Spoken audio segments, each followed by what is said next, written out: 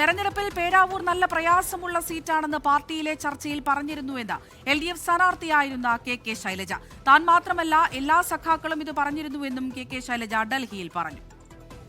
ഞങ്ങൾ ഒരുപാട് ചർച്ച നടത്തും. ഏത് സീറ്റിൽ എങ്ങനെയാണ്, അതിൻ്റെ വിജയസാധ്യത എന്താണ്.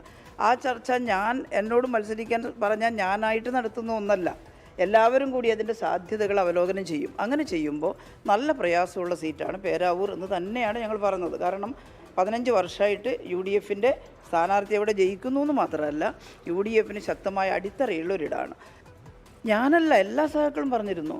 എനിക്കായിട്ട് ഞാൻ പേരാവൂരിനെ കുറിച്ച് മാത്രമല്ല, ബാക്കി എല്ലാ സീറ്റിനെ കുറിച്ച് അഭിപ്രായം പറയും. ബൽറാം നെടുങ്ങാടി വിവരങ്ങൾ നൽകാനായി ഡൽഹിയിൽ നിന്ന് ചേരുന്നുണ്ട്. ബൽറാം, ഈ ജില്ലാ നേതൃത്വങ്ങളിൽ നിന്നുള്ള വിമർശനങ്ങൾ ഉയരുമ്പോൾ അവിടെ നിന്ന് പ്രധാനമായും കേട്ടിരുന്ന മറ്റൊരു കാര്യമായിരുന്നു ഈ പേരാവൂരിലെ സ്ഥാനാർത്ഥിത്വം. അവിടെ KK ശൈലജ വേണ്ടിയിരുന്നില്ല എന്നൊക്കെ ഒരു വിഭാഗം പറയുന്നുണ്ടായിരുന്നു. ഇപ്പോൾ അവിടുത്തെ സ്ഥാനാർത്ഥിത്വത്തെക്കുറിച്ച് എന്തായിരുന്നു KK ശൈലജയുടെ പ്രതികരണം? അമൃത, ഈ തെരഞ്ഞെടുപ്പ് അവലോകനം സംബന്ധിച്ച് സംസ്ഥാന ഘടകത്തിലും ഒപ്പം തന്നെ ജില്ലാ ഘടകങ്ങളിലും നടന്ന അവലോകന ചർച്ചകളിൽ KK ശൈലജ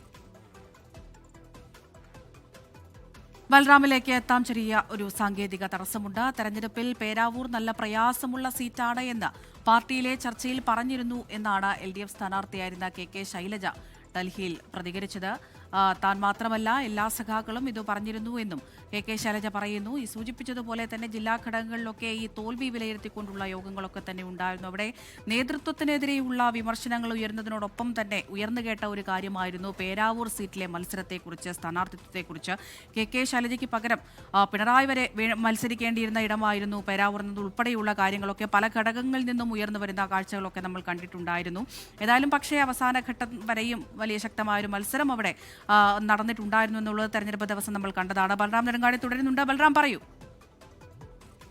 അമൃത, ഈ പേരാവൂർ മണ്ഡലത്തിൽ KK ശൈലജയെ ബലിയാടാക്കി എന്ന തരത്തിലുള്ള വിമർശനങ്ങൾ തെരഞ്ഞെടുപ്പ് ഫലത്തിന്റെ അവലോകനത്തിൽ സംസ്ഥാന ഘടകത്തിലും ഒപ്പം തന്നെ ജില്ലാ ഘടകങ്ങളിൽ നടന്ന അവലോകന യോഗങ്ങളിൽ ഉയർന്നു വന്നതായി റിപ്പോർട്ടുകൾ വന്നിരുന്നു. ഇത് സംബന്ധിച്ചുള്ള ചോദ്യങ്ങൾ KK ശൈലജയോട് ചോദിച്ച ഘട്ടത്തിലാണ് ഈ വിഷയത്തിലുള്ള പ്രതികരണം ഉണ്ടായിരിക്കുന്നത്. പേരാവൂരിൽ ഈ സ്ഥാനാർത്ഥി നിർണയ ഘട്ടത്തിൽ ഇത് പേരാവൂർ ഒരു പ്രയാസമുള്ള സീറ്റാണ് എന്നാണ് വിലയിരുത്തൽ ഉണ്ടായത്. അത് താൻ മാത്രമല്ല, ഈ ചർച്ചകളിൽ പങ്കെടുത്ത എല്ലാവരും തന്നെ അത്തരത്തിലുള്ള വിലയിരുത്തലാണ് നടത്തിയത്.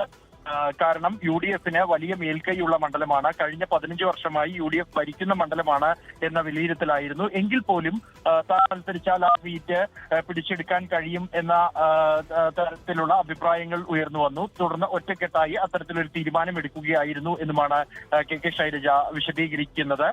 പാർട്ടിയിലെ ചർച്ചയിൽ അത്തരത്തിൽ ഒരു തീരുമാനം എടുത്തു കഴിഞ്ഞാൽ ആ തീരുമാനം അന്തിമമാണ് എന്നും അവർ വ്യക്തമാക്കിയിട്ടുണ്ട്. എന്തായാലും CPIM കേന്ദ്ര കമ്മിറ്റി അവലോകനം ഈ ആഴ്ച നടക്കാനിരിക്കെയാണ് ഇത്തരത്തിൽ ഒരു പ്രതികരണം വന്നിരിക്കുന്നത്. അമൃത,